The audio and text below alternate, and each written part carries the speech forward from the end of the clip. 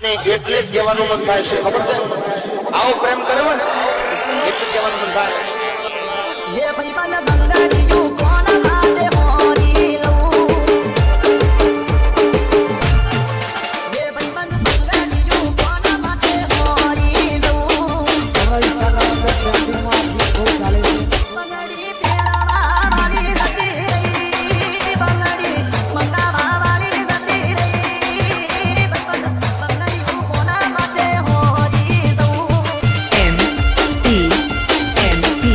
ये भाईबंद બંગાળીયું કોણ માટે હોરી લઉં